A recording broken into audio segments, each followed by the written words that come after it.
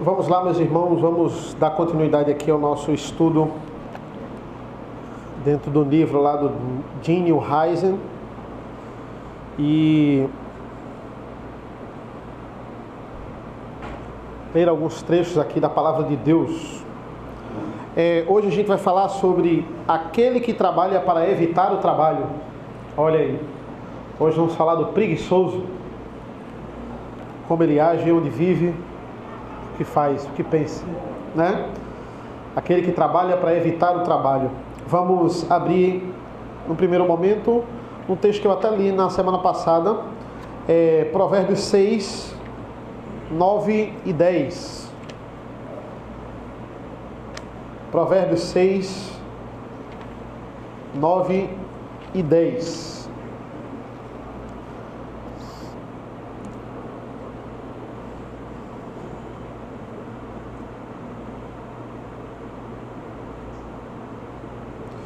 Ele vai dizer assim: ó preguiçoso, até quando vai ficar deitado? Quando se levantará do seu sono?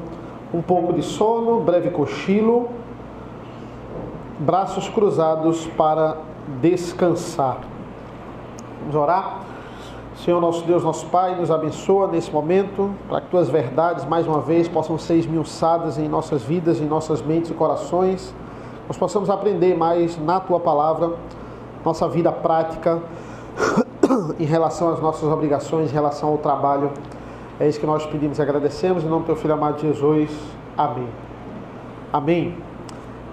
Hoje a gente vai falar sobre o falso trabalho do preguiçoso, certo? Que o trabalho do preguiçoso, ele não é verdadeiro. Tudo, pensem nisso, né? Tudo nessa sala tem uma finalidade. Tudo tem uma finalidade. Tudo é feito para uma determinada finalidade. Apesar desse ar-condicionado muitas vezes fazer barulho, né? A gente fica às vezes ouvindo barulho e tendo que pregar, mas às vezes ele para. Hoje ele está mais calado, graças a Deus. Ele tem uma finalidade. A finalidade dele, ele hoje está cumprindo ela, que é gelar esta sala. Muito bem, por sinal, Érica e Raquel, que não me deixam mentir, né? Então, é isso. Veja, olha que interessante. Se até as coisas têm uma finalidade, não tudo tem um propósito, tudo é feito para um propósito. Nada é feito por acaso, né? Só para ficar ali. Até as coisas que é para ficar ali parado tem a finalidade de decorar o ambiente. Um ser humano, ele não pode não ter uma finalidade, ele não pode não ter um propósito. Eu não posso dizer assim, não, a minha vida... o propósito da minha vida é não ter um propósito. Não ter um propósito é pecado.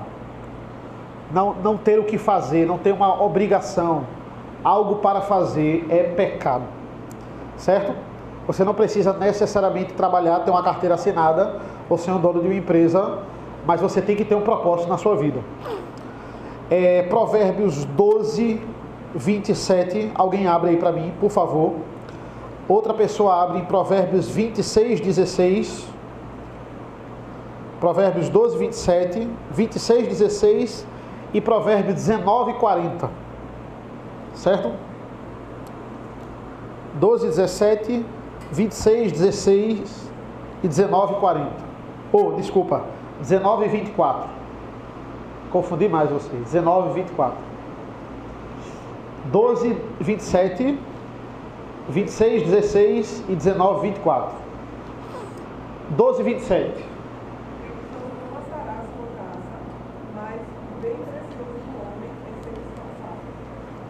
É isso aí. Então, o preguiçoso, ele não assa nem a sua caça, mas o bem precioso do homem é ser esforçado. Ele fala aqui um tanto com sarcasmo. Existe um sarcasmo aqui no que ele fala. Veja aí o 26, 16.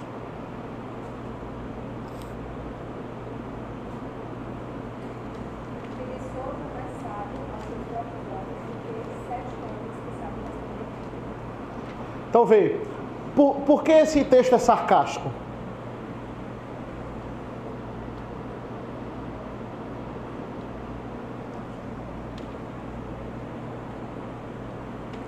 O que é que ele está querendo dizer com esse texto aí, né? O 26:16, sobre o preguiçoso.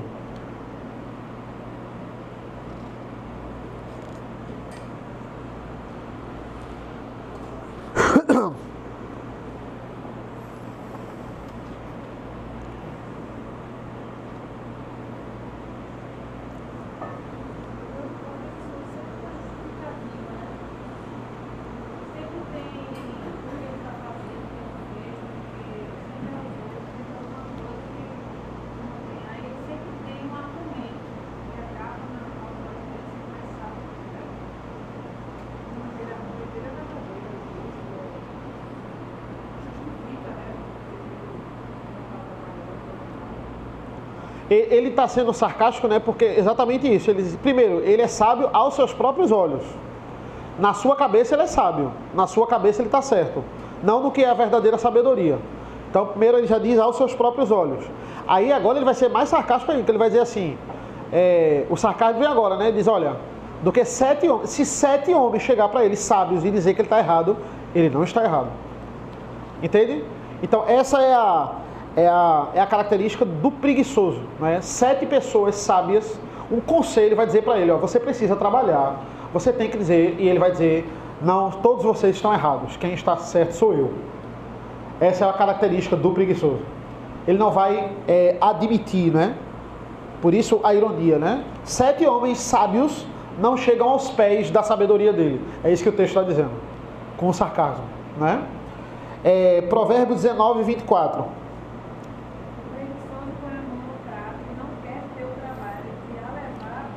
Então ele diz, olha, o preguiçoso é assim, ele não, veja, ele não caça, né? No caso, ele não provê a comida, ele não cozinha a comida e nem levar a boca ele quer. Esse é o objetivo do preguiçoso, trabalhar o menos possível, certo? Ou seja, todas essas descrições, elas são importantes para a gente entender que o preguiçoso, ele torna-se inútil. Não basta não caçar, não basta não preparar o prato, também ele não quer levar a boca. Ele se considera sábio aos seus próprios olhos. Ele quer tudo de mão beijada. É isso que Provérbios está dizendo para a gente. Essa é a característica do preguiçoso. A gente vai entender depois, no final do estudo, na prática, por que nós temos que identificar o preguiçoso. Porque o preguiçoso, ele não só é uma coisinha errada, ele é uma maldição na vida da gente. Se você tem uma empresa, um preguiçoso é uma maldição na sua empresa. Se você tem uma casa, alguém que é preguiçoso na sua casa é uma maldição na sua casa. Se você tem uma igreja, na sua igreja. Entende? Então a gente precisa distanciar o preguiçoso. A gente tem que botar o preguiçoso para correr. Se ele não quiser deixar de ser preguiçoso. É uma grande maldição. É isso que Provérbios trata. Por isso que Provérbios fala tanto sobre trabalho e tanto sobre o preguiçoso. Para justamente fazer esse contraste. Né? Provérbios 9:8.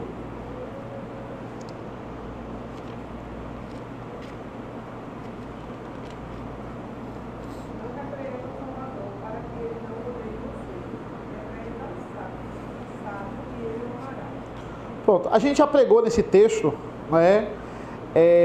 Essa é a ideia. Não pense que o zombador, não pense que o escarnecedor, Salomão está dizendo, ele vai aceitar a sua repreensão. Ele vai aceitar você chamar a atenção dele. Não. Né? Primeira característica do preguiçoso dessa manhã. Nunca chega o tempo do preguiçoso trabalhar. Ele sempre tem uma boa justificativa para não trabalhar. E a melhor justificativa do preguiçoso ele ainda não encontrou a coisa certa. Todo preguiçoso é assim, ele ainda não encontrou aquilo que é para ele, o trabalho ideal para ele. Qual é o objetivo dele, sem nenhum esforço, ganhar dinheiro e ser sustentado? Esse é o objetivo do preguiçoso, certo? Ele não quer de forma nenhuma se esforçar. Sustento que possibilite ele dormir, ele não fazer nada, ele não trabalhar, certo? E por que eu digo isso? Porque nada de bom sai de um lar onde a esposa é uma preguiçosa, ou o marido é um preguiçoso, ou filhos são preguiçosos, certo? Muitas vezes a gente, na tentativa de dar tudo para o nosso filho, a gente treina um preguiçoso, né? Porque a gente termina fazendo tudo, a gente não delega nada, a gente quer dar aquele conforto que muitas vezes a gente não teve, ou que ele tem medo, a gente tem medo que o filho não tenha, então a gente dá tudo, e aí a gente termina treinando um preguiçoso. Alguém abre aí, por favor, em Provérbios 14, 23.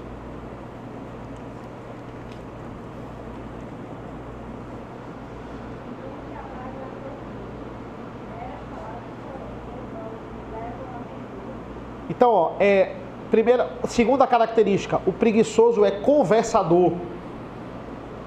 Ele tem muito argumento para mostrar para você por que ele não trabalha, né? Charles Spurgeon, ele comentando esse versículo, ele vai dizer: o preguiçoso, ele está sempre preocupado em qual justificativa ele vai dar para quando você perguntar por que ele não fez determinado assunto.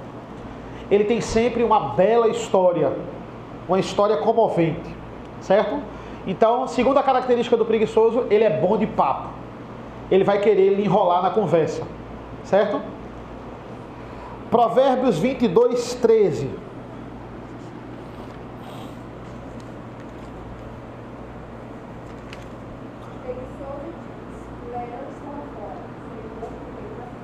Por que o preguiçoso diz isso?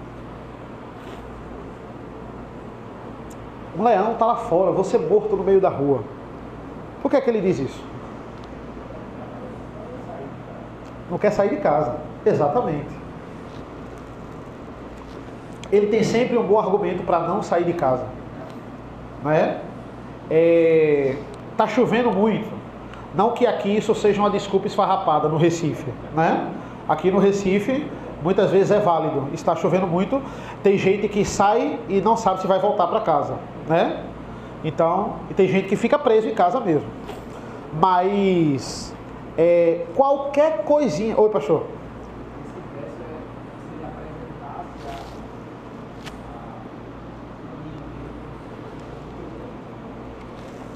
Perfeito, perfeito.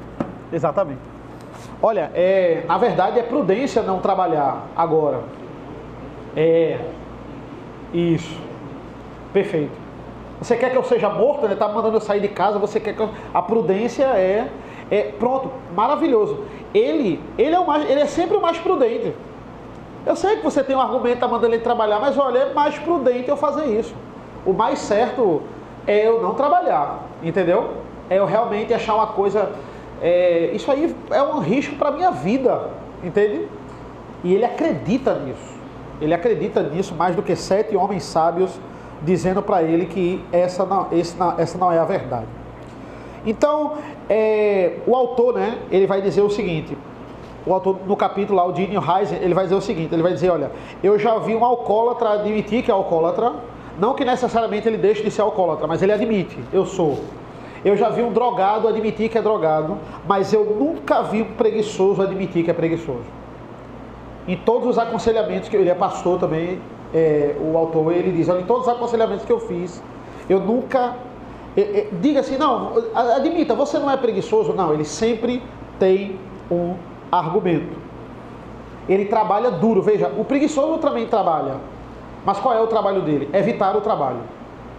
E muitas vezes isso dá trabalho, viu? Para o preguiçoso dá muito trabalho evitar o trabalho. Ele tem que pensar em argumento, ele tem que pensar em coisas, ele tem que ver quem é que vai sustentar ele naquele momento, quem é que ele vai ter que conversar para sustentar ele. Então é o trabalho dele. O trabalho dele é não trabalhar, certo? Eu lembro muito do meu avô sobre trabalho, né? Porque o meu avô, ele era da Assembleia, a gente ia para a Assembleia, e meu avô, ele financeiramente, ele deu um salto, né? Ele montou uma empresa com as filhas, que as minhas tias sustentam até hoje essa empresa de contabilidade. E ele vinha de uma igreja que era socialmente ali pobre. E quando as pessoas viram que ele melhorou financeiramente, começaram a pedir muita coisa a ele. E ele começou, ele gostava de dar às pessoas, dava cesta básica, a gente ia lá para perto da igreja, que era no Pacheco, e ele dava muita coisa lá para os irmãos, mas ele ficava sempre naquele dilema que eu não tinha nenhum conhecimento para ajudar ele, de salvação por obras. Ele achava que aquilo ali iria contribuir para a obra dele. Então ele ficava na obrigação de ajudar para ser salvo. Entendeu? Era um negócio interessante, porque eles separavam a renda para isso, mas não era para ajudar espontaneamente, era mais como uma barganha mesmo, por falta de conhecimento. E a salvação por obras, não. Se eu estou bem financeiramente, eu tenho que ajudar todo mundo está pedindo, eu tenho que dar. Então ele ficava nessa obrigação para conquistar a salvação, né? E infelizmente isso acontece muito e muitas pessoas se aproveitam disso, né? Muitas pessoas se aproveitam. Agora inverta a situação. Se eles trabalham duro, como eles pensam que trabalham duro, eles seriam prósperos. Porque é isso que Provérbios também vai dizer. Veja aí, Provérbios 24.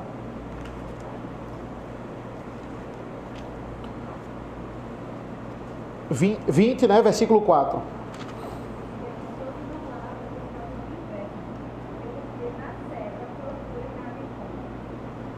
Então, ó, ele não ara, né? Ele não ara as terras porque é inverno.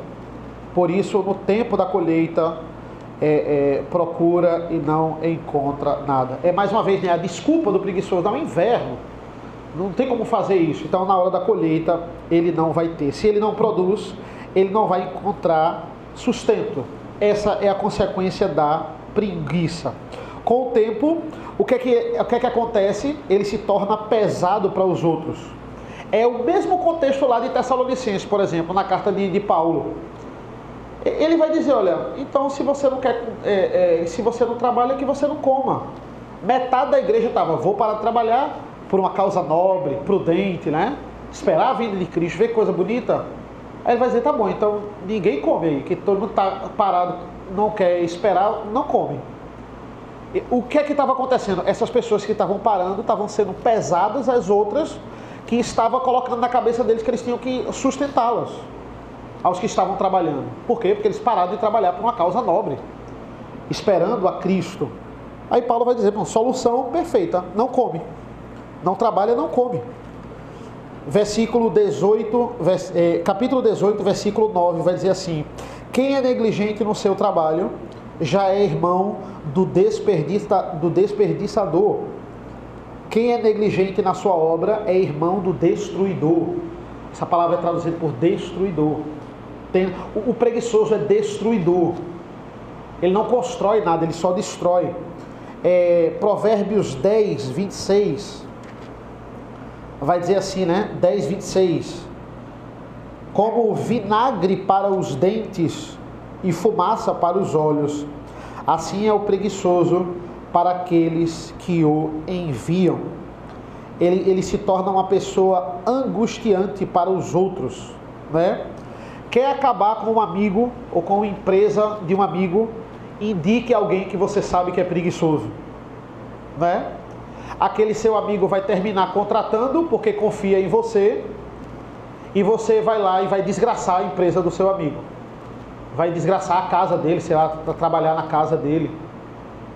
Às vezes a gente faz isso, tá? A gente conhece um amigo que é preguiçoso e para dar uma oportunidade a ele, a gente indica a ele. Rapaz, ele tem que fazer alguma coisa.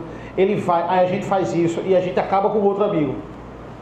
Por quê? Porque aquela pessoa, ela não trabalha. Certo?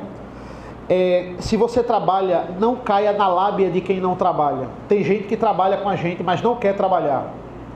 E aí vai começar a falar mal da empresa, vai começar... Veja, não que o patrão, ele seja um anjo de luz, né? Ele seja um santo de forma nenhuma. Mas o homem preguiçoso, ele nos leva à ruína.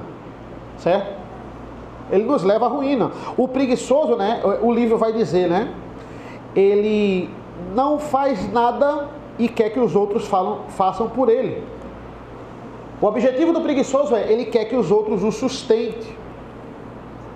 Seja esposo, se o esposo é preguiçoso, ele vai ser um peso para a esposa. Ele vai ser um peso para os filhos. Eu conheço lares que os filhos sustentam os pais. Por quê? Porque os pais não podem trabalhar? Não, porque os pais não querem. Porque o pai não quer trabalhar. Ele é pesado. Essa menina, esse menino, ele tem que ser... Ele tem que ser um dono de casa mais cedo. Ele tem que prover para o lar mais cedo. Porque simplesmente aquele pai ele não quer trabalhar. Isso é o quê? Isso é um peso. Isso é uma maldição. É uma grande maldição. Provérbios, eu vou ler alguns provérbios para a gente também ter base bíblica, né, para discutir. Provérbios 15, 19 vai dizer assim: o caminho do preguiçoso é como que cercado de espinhos, mas a vereda dos justos é plana. Eu li na semana passada, né, e tenho lido constante sobre trabalho, Provérbios 6, 11, né, e a sua pobreza virá como um ladrão, a miséria atacará como um homem armado. Provérbios 10, 4 vai dizer assim: quem trabalha com a mão ociosa fica pobre, mas o que trabalha com diligência enriquece. O preguiçoso, ele olha para os bens do trabalhador e ele diz assim: não, ele tem que dividir isso comigo, porque eu não tenho e ele tem. Mas o trabalhador tem porque ele trabalhou. Mas aí ele coloca uma coisa bonita, né? Ele arranja uma pauta para dizer que isso é justiça social. E ele diz assim: não, agora, já que você tem essa terra tão grande e não está usando, você tem que me dar uma parte. Ah, mas essa terra aqui é minha, eu herdei ou eu comprei, não é? Por que as maiores pautas socialistas, o grande objetivo delas é destruir a família? Em primeiro lugar, né, é porque isso é um plano diabólico. Segundo, porque destruir a família acaba com o maior princípio deles, que é o princípio de propriedade privada. Se eu tenho uma família e aquilo é do meu pai, eu vou herdar do meu pai. O Estado não pode tomar isso, porque isso é uma herança do meu pai. A propriedade privada, sem a família, ela vai por água abaixo, né? Então, ó, eu já falei isso para vocês, né? Pega o país, divide tudo por igual. Dá igual para todo mundo. Pega a riqueza de todo mundo, divide as terras por igual, tudo igualzinho. O que é que vai acontecer daqui a um ano? Não tem como a gente tirar isso. Uns vão ter mais do que outros. Por quê? Porque o preguiçoso vai colocar tudo a perder. E o trabalhador vai adquirir os bens do preguiçoso e vai anexar bens para si. Por quê? Porque ele é trabalhador e o outro é preguiçoso. Você não tem arranjar um plano de como a sociedade deve agir, tirando o fator do pecado. O problema está na natureza pecaminosa. Não tem. A igualdade vai ser só na distribuição. Depois, a preguiça e o trabalho vai tomar conta. Provérbios 16, 26. Vai dizer assim: a fome do trabalhador o faz trabalhar, porque a sua boca o incita a isso. Uma hora, o preguiçoso, ele vai ter que fazer alguma coisa, porque ele vai ter que comer. Só que ele não quer trabalhar. E para comer tem que trabalhar. O que é que ele faz? Dinheiro fácil. Qual é a forma mais fácil de eu não me esforçar? Jogo, né? Roubo. Lutar contra quem quer trabalhar. Ter as coisas de quem quer trabalhar, por inveja. O autor vai dizer, né? Eu já aconselhei vários preguiçosos e que nunca casaram com suas antigas namoradas. Ele vai dizer assim, abre aspas, né? Eu já casei com preguiçosos que nunca casaram com suas antigas namoradas, porque foram sábias o suficiente para identificar a roubada que elas estavam se metendo. E a Bíblia nos manda, né? Entenda, a gente socorreu o pobre. Isso a gente tem que fazer. E não preguiçoso. A gente não pode sustentar preguiçoso, gente. A gente pegar o nosso dinheiro do trabalho para alimentar, para sustentar quem não quer trabalhar, é a gente agir contra a sabedoria de Deus. E a gente, de fato, ser injusto. Eu gostei de uma história que o autor falou, ele é da Califórnia, e ele diz que tem um pier muito famoso na Califórnia, e nesse pier tem a seguinte mensagem, diz assim: não alimente os pássaros. Aí ele ficou intrigado, por que não alimenta os pássaros? Aí depois ele foi vendo, se os pássaros forem alimentados, eles só vão viver aqui no pier. Eles vão melar tudo e eles vão ficar dependentes. E eles vão começar a agredir os turistas que não derem a ele comida. Eu não sei se vocês já viram aquele vídeo de uns macacos atacando os turistas na praia. Já viram esse vídeo? É um vídeo bem famoso, tem até um meme dele, que eu não vou representar, né? Mas os macacos, eles começam a agredir severamente os turistas lá, agredir mesmo, a juntar os macacos. Oi? Oi, o quê? Isso, chegam até a tomar as coisas que o turista tem. Aí eu sigo um biólogo que ele estava explicando por que isso aconteceu. Do nada esses macacos fizeram isso. Por quê? Porque os turistas chegaram lá fingindo que iam dar comida a eles e não deram. Aí eles partiram para cima. Por quê? Porque eles já estão condicionados a não fazer nada, não procurar comida, ir para aquela praia, porque ali vai ter vários turistas que vão dar comida a eles. E a partir do momento que um fingiu que deu e não deu, eles partiram para cima mesmo. E se o pessoal não apartasse, eles iam matar o turista. A ideia é essa. Então veja, por que eu falo disso, né? E porque o exemplo lá da Califórnia, dos pássaros. O preguiçoso é assim. Se você dá ao preguiçoso, ele tendo condições e não fazendo, ele vai começar a dizer, a achar que você tem obrigação de dar. Você vai estar criando um preguiçoso dentro de casa ou criando alguém na igreja preguiçoso. E quando você não der, assim, vá trabalhar, você é o inimigo número 1 dessa pessoa agora. Ele vai começar a dizer, não, você não começou a dar, agora você tem que continuar dando. Você agora tem a obrigação de fazer isso. É isso que o Estado faz, gente. O Estado, ele faz isso. Olha, ao invés de proporcionar trabalho para a população, o que é que ele faz? Taxa, Bolsa Família, vale alimentação, benefício para a população, para fazer o quê? Para alimentar o preguiçoso. Ele não vai trabalhar porque ele é sustentado pelo governo. E se o governo não aumentar o Bolsa Família esse ano, eu vou tirar esse que está aí. Por quê? Porque ele está evitando um trabalho fácil. O que é que o Estado faz? Ele cria pobre. Ele cria os pobres, eles aumentam os pobres. Ele vai alimentando a pobreza cada vez mais.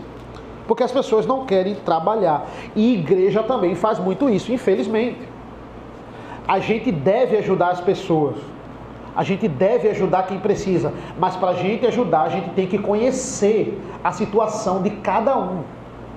Esse negócio da gente estar juntando cesta básica, a gente não é ONG, está juntando cesta básica, chegar depende de uma situação, né? Uma coisa é uma enchente que aconteceu aqui em Pernambuco, aí a gente juntar Santa Catarina, é uma coisa, mas a gente ficar nessa de alimentar quem a gente não conhece. Tem muita gente que está sendo alimentada pela igreja e não tem condições de trabalhar e não trabalha. Está vivendo de cesta básica de igreja. Isso é pecado. A gente deve ajudar os membros, a gente deve ajudar as pessoas próximas, familiares, que realmente você sabe que está precisando ali. Mas pode trabalhar e não quer trabalhar e você alimentar, isso é pecado. O próprio Antigo Testamento, ele ensina a gente a socorrer os pobres, né? Os povos judeus, por exemplo, a colheita que caía no chão, você não podia pegar de volta, né? Você era do pobre e do estrangeiro. Mas olha que princípio interessante, caiu no chão, você não pega. Mas o que é que o pobre e o estrangeiro vai ter que fazer para comer? Vai ter que colher, nem que seja do chão, mas ele vai ter que colher. Eu não vou pegar o que sobrou e dar na casa de cada pessoa necessitada e do estrangeiro. Não, ele vai ter que sair e pegar o do chão. Porque é assim que funciona, né? O preguiçoso, ele quer algo para ajudar ele imediatamente. A gente precisa fazer isso com os nossos filhos, né? Tem hora que a gente pode dar, e a gente dá mesmo com facilidade para que ele tenha um determinado conforto, a gente pode. Mas olha, se agora a gente já pode fazer com que ele faça algo para conseguir aquilo, isso é fundamental. Para que ele pare de ter tudo de mão beijada. Certo? Oi.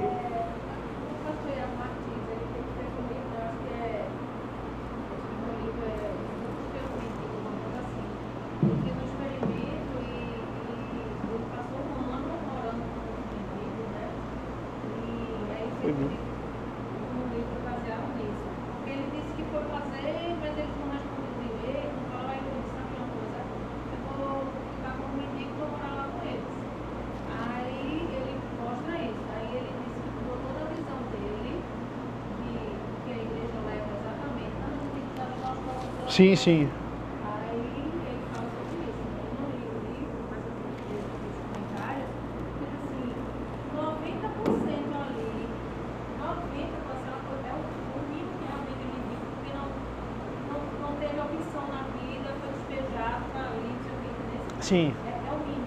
O resto é uma dependência, porque eles dizem no próprio livro assim, é passando o carro, você era passando o carro, não para você está passando o carro, passando o carro do lado do outro, passando o carro, a pessoa para que trabalhar? Sim. É uma coisa que eles se condicionaram e se você der uma opção de ter ali um abrigo, não sei não, acho que eu vou para lá, vou ficar mandando em mim, vou mandar eu trabalhar, não quero. Eu vou voltar para ali, porque lá ninguém manda em mim, eu tenho minha comida, minha roupa, tudo. Exatamente. E a sociedade fica alimentando. Realmente tem, e é triste para quem realmente precisa, porque eles são confundidos com esses preguiçosos, né? Quem realmente precisa realmente não é ajudado, porque tem esses preguiçosos que estão sempre arranjando formas e artimanhas de serem ajudados, né? Isso é muito triste. Efésios 4:28 diz assim: aquele que furtava, não furte mais, antes trabalhe. Certo? E aí o autor termina esse capítulo falando aos trabalhadores. Ele vai dizer assim, olha, aos trabalhadores, não reclame do trabalho. Valorize o seu trabalho, faça o melhor. E se você estiver insatisfeito, arranje formas bíblicas legais de você mudar o seu trabalho. De você, tanta gente aí se reinventando, não é? O problema é ficar e murmurar. E ainda contamina os outros. Gente, numa empresa, isso é o que mais tem. Isso é o que mais tem. Pessoas insatisfeitas ali, contaminando outras pessoas. Certo? Aí ele vai dar uma aplicação muito boa. Ele vai dizer, pais trabalhadores, atentem para os meninos e as meninas que namoram seus filhos e filhas. Porque, olha, uma maldição é você entregar a sua filha para um homem preguiçoso. Uma maldição é você entregar o seu filho para uma mulher preguiçosa. Ah, Eduardo, mas a mulher não tem a obrigação de trabalhar, ela tem a obrigação de prover. O homem é que tem a obrigação de prover. Realmente, ela não tem a obrigação de trabalhar. Mas mesmo sem trabalhar, ela acorda meio-dia e não faz nada. Ela não é diligente com os filhos, ela não está nem aí para o marido, ela não quer trabalhar e quer dormir o dia todo. E isso aí é uma maldição para a família. Daí.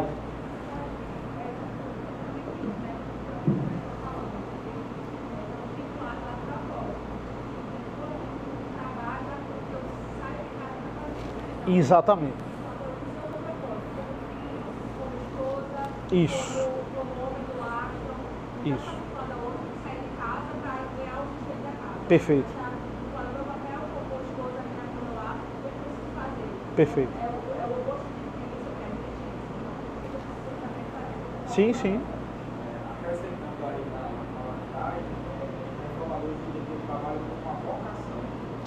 Vocação. É isso aí. É vocação. Veja, tudo bem, a esposa ela não tem a obrigação de trabalhar. E aí o casal, ele combina, olha, a esposa, ela vai ali cuidar especificamente ali da sua vocação, daquilo que ela nasceu para fazer dentro da família. Ela não vai trabalhar, mas aí ela usa isso para dormir o dia todo. Entendeu? Não, ela não está cumprindo a sua vocação. O marido usa, ele começa a inventar doença, começa a inventar coisa para não trabalhar. Isso aí, olha, isso é uma maldição. É uma família que ela entra numa maldição. Infelizmente. Ela só quer ser sustentada. Felipe. Uma das coisas recentes mais difíceis para mim foi exortar a pessoa que é preguiçosa. Eu acho que isso deve ficar um alerta para a igreja, porque o método que os fariseus utilizavam no Cristo é exortá-los de acordo com a sua própria lei.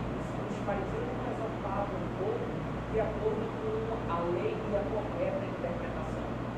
Então, muitas vezes, eles usavam a própria justiça e foi isso que Cristo condenou. O que a gente precisa entender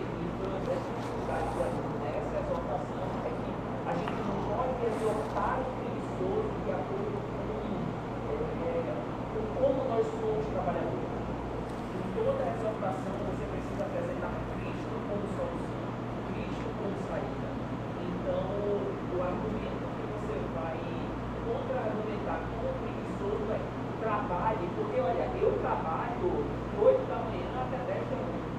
Você vai argumentar para ele, olha, você deve trabalhar, porque Cristo nos ordenou, Cristo trabalhou com todo o ministério que ele estava aqui. Então, a visão que ele tem que ter ao exortar alguém é algo que a gente precisa tomar cuidado com o nosso próprio coração, porque senão vai ser soberba e orgulho exortando o pecado da preguiça. Então, isso daí você não vai exortar pecado com pecado, você exorta pecado com a lei, mostrando. Perfeito. Imagine você, né? Imagine eu crio a minha filha a vida toda, na palavra de Deus tudinho, faço o máximo ali que eu puder fazer para ser uma auxiliadora, tudinho, aí ela arranja alguém preguiçoso. Aí eu vou criar ela e o namorado dela. Não é assim que eu quero ter outro filho, não, né? Desse jeito não. Fazer o quê? Eu botar para correr. Se ela mesma não botar, né? Porque conhecendo bem, talvez eu não tenha nem esse trabalho, né? Mas se ela não fizer, eu faço, né? Tá. Você conhecer a peça. Vamos orar, né? Alguém quer falar mais? Estamos indo? Vamos encerrar. Senhor nosso Deus, nosso Pai, nós te agradecemos pela leitura da Tua Palavra, pela meditação da Tua Palavra, por esse estudo. Nos abençoa nesta tarde, nos leva para casa e nos traz logo mais à noite para cultuar mais uma vez ao Senhor. É isso que nós pedimos e agradecemos em nome do Teu Filho amado Jesus. Amém. Amém. Deus abençoe.